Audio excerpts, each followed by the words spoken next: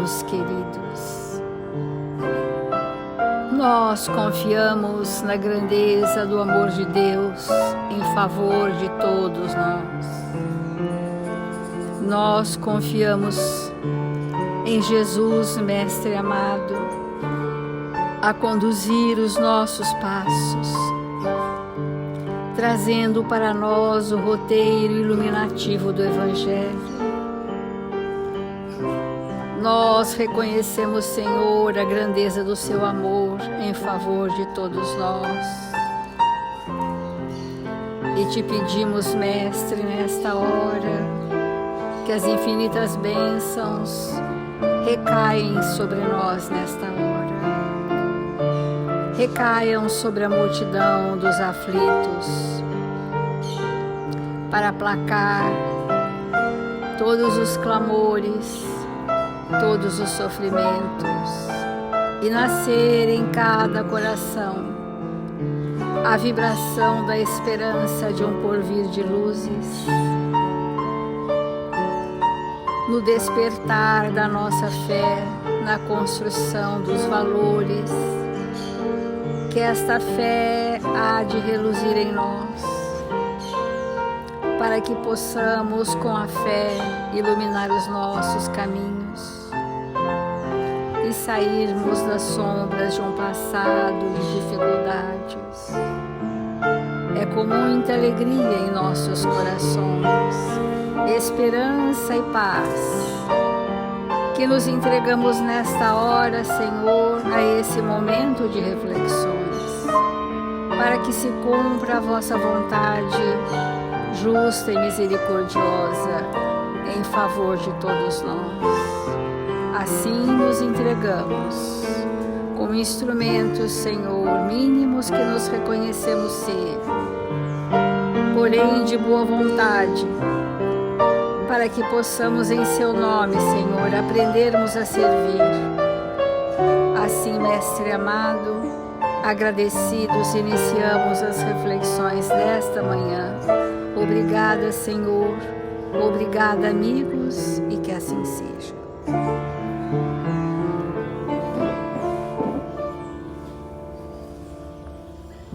Do Evangelho segundo o Espiritismo, a fé transporta montanhas. Amai a Deus, mas sabei por que o amais. Crede em suas promessas, mas sabei por que nelas credes. Segui nossos conselhos, mas inteirai-vos do fim que vos mostramos e dos meios que vos trazemos para o atingir.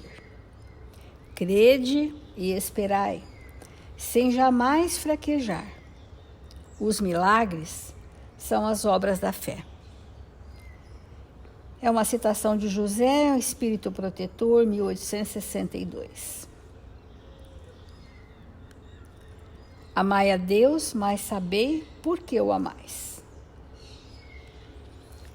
Esta lucidez que a doutrina espírita nos trouxe, de uma fé filtrada pelos valores da consciência, pela luz da razão, tem feito o alicerce sobre o qual queremos criar as nossas vivências do Evangelho de Jesus. Hoje nós trouxemos para falarmos do Evangelho no Lar uma lição do Vinha de Luz, de Emmanuel, que diz assim: tu e tua casa. E eles disseram: crê no Senhor Jesus Cristo e serás salvo, tu e tua casa. É uma citação de Atos dos Apóstolos, versículo 16, parágrafo 31. Geralmente encontramos trabalhadores, discípulos novos do Evangelho, que se sentem profundamente isolados no centro doméstico, no capítulo da crença religiosa, ou seja, espíritas em famílias não espíritas. Afirmam-se absolutamente sós, sob o ponto de vista da fé. E alguns despercebidos de exame sério quanto a si mesmos, tocam a salientar o endurecimento ou a indiferença dos corações que os cercam. Alguns reportam-se a zombaria de que é vítima, outros acusam familiares ausentes. Esse contexto é mais comum do que podemos imaginar. Mas esse contexto não é impeditivo do culto do Evangelho no lar ou trazer Jesus para a intimidade do nosso ambiente familiar. Se nós estamos inseridos numa ambientação cujos espíritos não se afinam conosco quanto gostaríamos, ou não compartilham conosco das mesmas questões de fé religiosa, há nisso uma razão justa de ser. E esta razão justa de ser é que nós estamos, se aquela doutrina espírita, se aquele arcabouço de fé nos ilumina os sentimentos, é da nossa competência e responsabilidade estar ali para servi-los, e não para convertê-los, mas para servi-los. Porque em servindo que eles vão ficar convencidos, às vezes não convertidos, mas vão ficar convencidos. Porque se nós estamos dizendo que o que brilha são sentimentos e a fé é um arcabouço de sentimentos nobres, experienciados do cristianismo, de Jesus, precisa haver o brilho da vossa luz. Nós não estamos falando absolutamente em grau superlativo de iluminação, que nós somos espíritos ainda muito precários, mas nós estamos dizendo que os bons sentimentos formam brilhos, luzes, e espargem de nós, alimentando aqueles que conosco convivem de vibrações valorosas.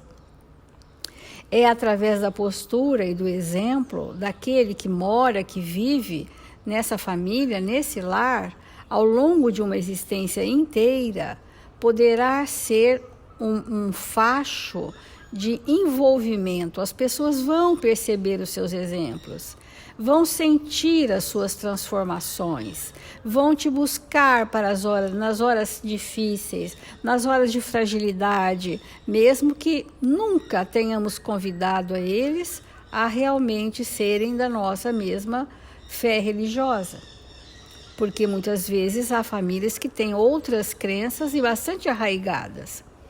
Desde que sejam sinceros no relacionamento, caridosos e fraternos, esse é o estandarte do cristianismo naquele lar. E o Emmanuel diz assim: esses que pensam que estão vitimizados, que estão sendo alvo de zombarias, que é vítima daqueles familiares que o acusam, tal incompreensão, todavia, demonstra que os princípios do Evangelho lhes enfeitam a zona intelectual. É bem forte esse chamamento, porque nós muitas vezes temos boas informações doutrinárias que são adornos intelectuais, mas que aquilo não penetrou em nós, sem lhes penetrarem no âmago do coração, diz Emmanuel. Porque salientar os defeitos alheios, olvidando por nossa vez o bom trabalho de retificação que nos cabe, no plano da bondade oculta. Eu estou me lembrando aqui da Ivone Pereira, uma grande médium do Brasil, que ela teve reencarnações ao longo de muitos séculos na sua família espiritual. Pessoas muito amorosas, com construções e afinidades. Mas pelas ações impensadas que ela vinha repetindo ao longo de encarnações, esses espíritos da sua família espiritual, de afinidade, se adiantaram espiritualmente. E ela teve essa última encarnação no Brasil, distanciada da família que ela construiu ao longo dos séculos. E uma família anônima teve a caridade de recebê-la em seu lar. E então ela se sentia sozinha de familiares ligados ao seu coração. Mas ela desenvolveu nesta família que a abarcou uma gratidão extremada. Ela os amparou anonimamente toda uma existência, pela gratidão deles terem recebido-a no seu ambiente familiar, quando ela era para eles um espírito aparentemente estranho.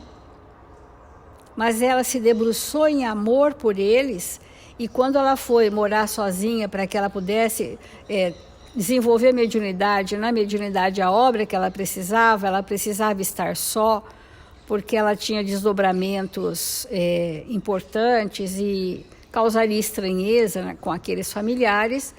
Ela se recolheu num lugar mais restrito para desenvolver a sua grande obra com ela mesma, e, portanto, toda obra que é feita no íntimo, ela transparece nas ações e no mundo, ela se concretiza no mundo em que vivemos. Então, o conselho apostólico, diz Emmanuel, é profundamente expressivo. No lar onde exista uma só pessoa que creia sinceramente em Jesus e se lhe adapte aos ensinamentos redentores, pavimentando o caminho pelos padrões do Mestre, aí permanecerá a suprema claridade da elevação. Então, esse é o objetivo reencarnatório dessa pessoa, é levar os teus sentimentos àqueles que lhes são indiferentes, distantes, rebeldes, professam outra fé, etc. Não importa que os pais sejam descrentes, que os irmãos se demorem endurecidos, nem se interessam, a discussão áspera, a observação ingrata permaneça nesse lar. O cristão, onde estiver, encontra-se no domicílio de suas convicções regenerativas. É ali que nós estamos sendo convidados a um processo regenerador, não sem antes nos reconciliarmos com aqueles familiares. Basta uma estaca para sustentar muitos ramos. Basta uma pedra angular para equilibrar um edifício inteiro. Não te esqueças, pois, de que se verdadeiramente aceitas o Cristo e a Ele te afeiçoas, serás conduzido para Deus, tu e tua casa. Isto vale para nós não termos justificativas para não realizarmos a experiência do Evangelho em família. Porque muitas vezes a pessoa fala, a minha família não aceita, eu faço sozinha. Maravilha. Mas não adianta só fazer sozinha se isso não se estender na experiência do dia a dia. Se isso não for uma construção de fraternidade, de aceitação, de socorrer o outro, de amizade legítima, de nós para com ele, sem nos importarmos deles para conosco. Aí teremos atingido o nosso objetivo.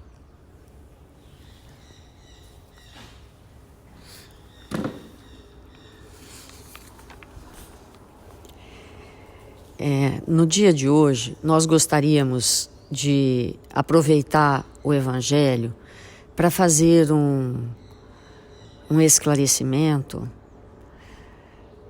para responder algumas questões que têm sido levantadas por corações muito afeitos aos nossos, com relação ao que nós temos falado nos últimos dias, em afirmativas bastante contundentes, que evidentemente não são nossas, porque nós procuramos nos isentar de opiniões pessoais, mas que têm sido trazida pelos espíritos ligados à codificação, que refletem a psicografia do Chico e mesmo da codificação de Kardec. Nós temos afirmado que um lar, e não uma casa, e nem uma família, mas um lar, porque essas coisas elas são diferentes. Nós temos afirmado que um lar, ele inexiste sem a presença de Jesus. E por que que nós temos afirmado isto? Porque, precisamos distinguir a diferença entre casa, entre família e entre lar. Nós podemos ter uma casa, morarmos lá sozinhos, e isso é não termos uma família, e podemos fazer desta casa, mesmo sozinhos, um lar para nós. Nós podemos ter uma família e não ter um lar. Ter uma casa, ter uma família e não ter um lar. Porque o lar, como nós temos afirmado, é uma ação onde nós estamos ligados a Jesus, às leis divinas. Então, a doutrina espírita nos trouxe uma revelação muito importante, que Jesus é o governador espiritual do planeta Terra, que é o espírito mais perfeito que a humanidade pôde presenciar. E que todos os outros espíritos que vieram à Terra a seu pedido, vieram para trazer mensagens aos diferentes povos em diferentes épocas, mensagens relativas à lei divina. Quando nós falamos do Evangelho, o que é o Evangelho? A revelação das leis divinas. Jesus trouxe para nós, através da sua vivência, essas leis divinas. Então, nossos irmãos que professam outras religiões, outras seitas, que têm outros pensamentos, que veem Deus de uma forma particular, certamente toda a humanidade foi instruída por alguém. E esse alguém é um espírito que está sobre a égide de Jesus. Porque todos que adentram ao planeta Terra, eles vêm aqueles que vêm com o compromisso de moralizar uma comunidade, um povo, uma nação, eles estão ligados necessariamente ao coração de Jesus. E esses espíritos, eles ensinam suas comunidades, as comunidades às quais eles vêm para auxiliar, exatamente o que Jesus trouxe para nós. Evidentemente, com as suas interpretações. Porque quando nós lemos o Evangelho, o Novo Testamento, ali, tudo o que está escrito são interpretações que os discípulos fizeram da vivência de Jesus. Evidentemente que quando tudo aquilo foi escrito, as mãos que versaram todos aqueles textos, elas não estavam sozinhas. Elas estavam amparadas por mãos luminosas do próprio Cristo. Então, uma pessoa que esteja lá no Afeganistão, uma pessoa que esteja na Suíça, uma pessoa que esteja na Rússia, no Polo Norte, que está no seu lar, se esforçando para ser honesto, se esforçando para perdoar, se esforçando para se conectar com Deus, se esforçando para ser humilde, para vivenciar as leis divinas, mesmo que eles não saibam, mesmo que eles não concordem, mesmo que não mencionem a palavra, o nome de Jesus, eles em algum lugar foram ensinados, motivados por alguém aquelas vivências. E aquele alguém foi instruído e motivado pelas vivências de Jesus, não só na terra, mas no mundo espiritual. Então, quando nós falamos e voltamos a afirmar que não existe lar sem Jesus, nós estamos convictos, porque Jesus não é um homem simplesmente. Jesus é o Espírito que vivenciou as leis divinas. E quando nós, que estamos na Terra, nos distanciamos da vivência dessas leis, nós estamos existindo, mas isso não significa viver. Vida, como Jesus nos trouxe, está assentada nas leis divinas. Então, na medida que nós vamos despertando para as vivências que Jesus nos trouxe, nós vamos compreendendo isso com clareza. Porque qual foi a mensagem de Jesus para nós? Perdão das ofensas. Perdoar 70 vezes 7. Um lar que não julga importante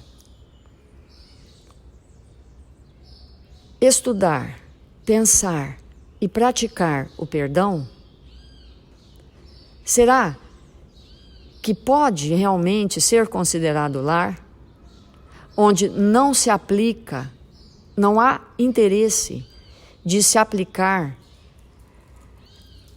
o amar aos inimigos, aos desafetos?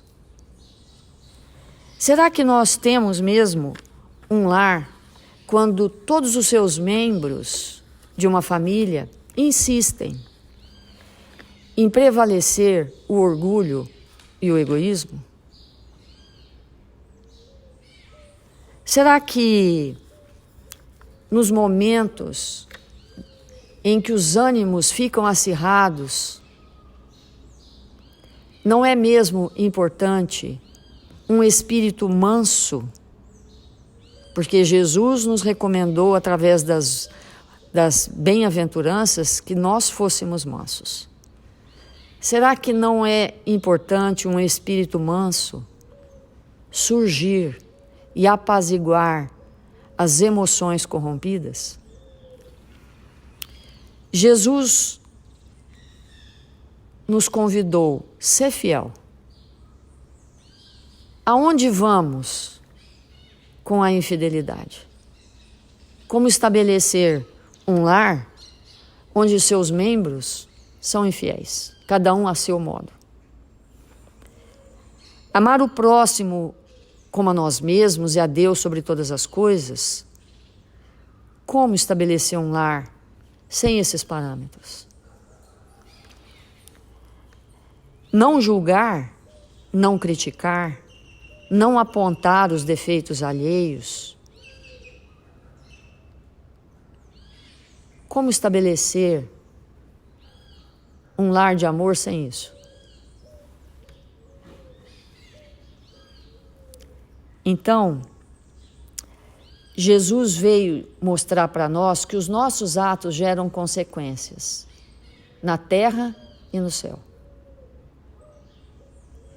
veio falar para nós que nós não somos órfãos. Jesus veio mostrar para nós que nós somos filhos de um Pai infinitamente amoroso, justo e caridoso, misericordioso com todos nós. Então, quando nós começamos a compreender as leis, passamos a perceber nossos deveres. Porque leis trazem noções muito claras com relação aos deveres. Portanto, sem a vivência das leis divinas que estão expressas no Evangelho, não há lar. Nós podemos estar em família, porque é da lei divina que nós estejamos em família. Tudo o que vive está, de alguma sorte, aglomerado em família. Que dirá nós humanos? Então, é da lei. Agora, o lar é uma construção que nós fazemos a partir desses preceitos, dessas recomendações. Então, voltando a dizer, um irmão nosso que esteja num lugar distante, ele pode sim estar na prática do Evangelho, dos ensinamentos de Jesus, mesmo que ele não saiba. E Emmanuel, para a gente fundamentar nisso que nós estamos falando, ele diz assim, num texto intitulado Evangelho acima de tudo. Porque quando nós falamos Jesus, nós estamos falando Evangelho. Quando nós estamos falando Evangelho, nós estamos falando leis divinas. Leis divinas. Então, sem leis, sem o exercício de leis divinas, não há quase nada para nós. O que dirá lar? Então Emmanuel diz assim nesse texto: nada mais útil do que o esforço de evangelização na atualidade. E é dentro dessa afirmação luminosa que precisamos desenvolver todos os nossos labores e pautar todos os pensamentos e atitudes. Então, se um de nós estiver vivenciando na sua intimidade a lei de Deus, que foi trazida na sua integridade, na sua completude, na vivência por Jesus, se um de nós está nesse momento, nessa experiência, nós não precisamos, evidentemente, dar nome.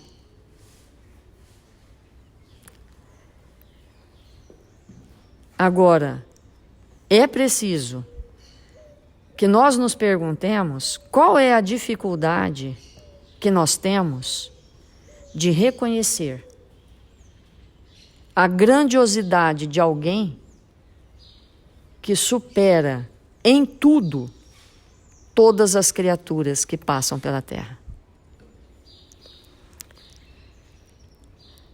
As transições terríveis e amargas do século têm a sua origem na clamosa incompreensão dos exemplos do Cristo. Então, todas as nossas dores, as nossas iniquidades, os nossos equívocos estão assentados na incompreensão do que Jesus viveu, para nos mostrar o caminho. Nosso labor deve caracterizar-se totalmente pelo esforço de renovação das consciências e dos corações, à luz do Evangelho, à luz das leis divinas imutáveis. Urge, pelos atos e pelos sentimentos, retirar da incompreensão e da má-fé todas as leis orgânicas do Código Divino e aplicá-las à vida comum. Nosso sacrifício, o vosso sacrifício, o vosso esforço executarão o trabalho regenerador. Mais necessário é: não vos preocupeis com os imperativos do tempo, divino patrimônio da existência do Espírito. Nós, interessados em nos autoevangelizarmos, não devemos nos preocupar com o tempo em relação ao outro. Porque, como a Célia colocou, nós podemos convencer, mas converter, a conversão é íntima. Só o Espírito pode se converter.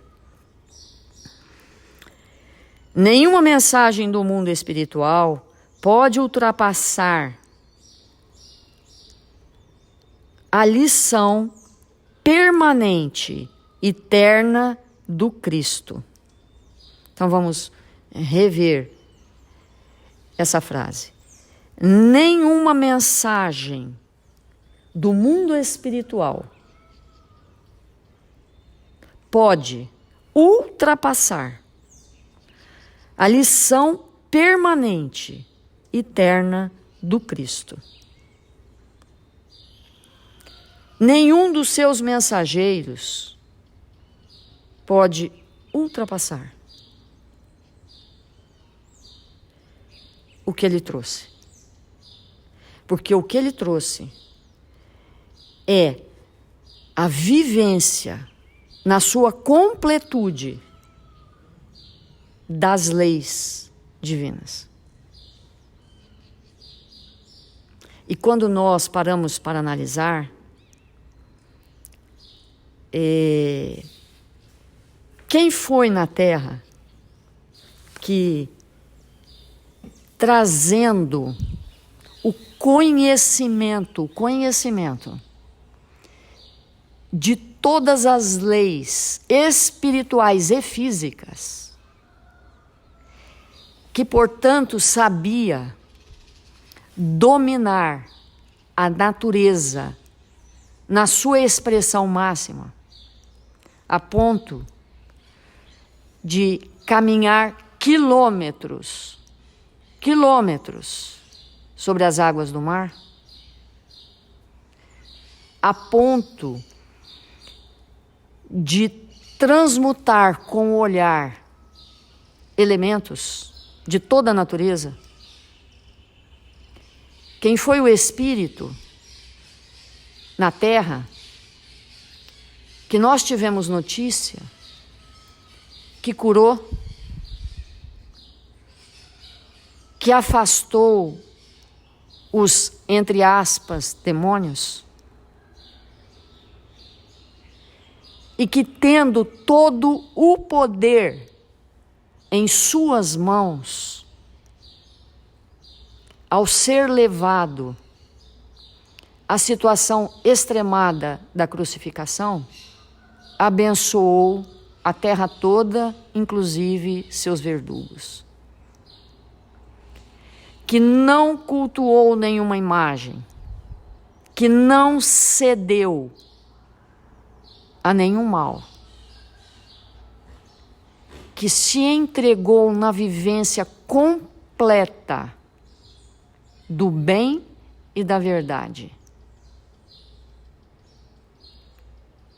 Se esse espírito não for o norte para o estabelecimento dos nossos lares, quem será?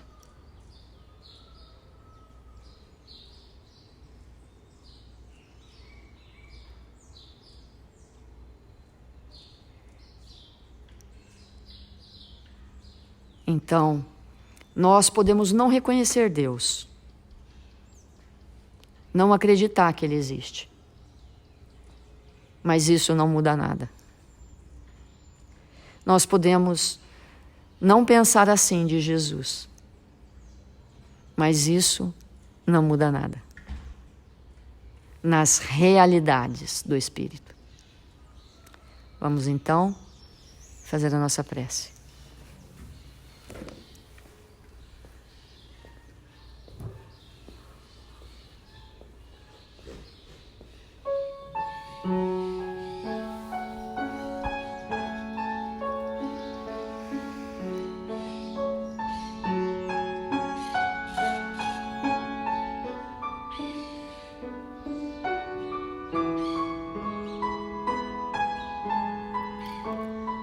Senhor Jesus, divino amigo das nossas vidas, nós nos encontramos em Seu nome, desejosos de Te agradecer e dizer ao Seu coração, Senhor, que eis-nos aqui comungando com as Tuas lições de vida eterna. Que sejamos nós, os Espíritos, a permanecermos fiéis ao aprendizado que o Senhor nos confere.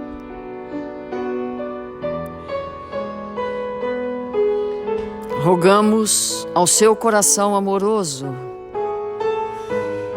que nos envolva uma vez mais, para que de joelhos postos ao chão possamos, Senhor, Te agradecer pelos Teus exemplos vivos que nos envolvem,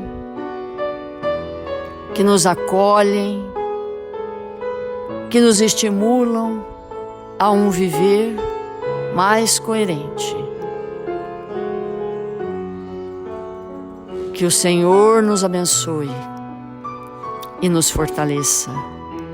Que o Senhor nos convide para as vivências de testemunhar, Senhor, o que temos aprendido. Quando a dificuldade chegar, Mestre amado, que estejamos em pé no trabalho, com as mãos estendidas para aqueles que se encontram caídos. Que não nos falte, Jesus, a força do amor de Deus para nos amparar, mas que sejamos aqueles a testemunhar o que temos aprendido. Mil vezes obrigado, Senhor, pelo amparo generoso a todos os irmãos da terra. Obrigado, Senhor, por esta equipe socorrista, que em Seu nome visita os lares dos nossos irmãos enfermos, do corpo e da alma. Desta equipe, Senhor, tão generosa, que indo aos leitos dos hospitais, derramam sobre os nossos irmãos a luz do Seu amor, sustentando-os em ambientes fecundos de amor.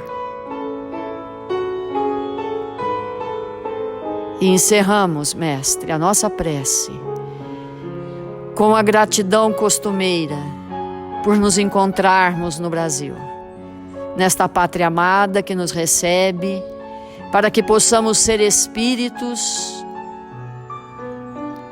que vamos nos entregar à fidelidade do seu Evangelho em tudo aquilo que estamos realizando. Que o Senhor nos abençoe e nos fortaleça, agora e sempre.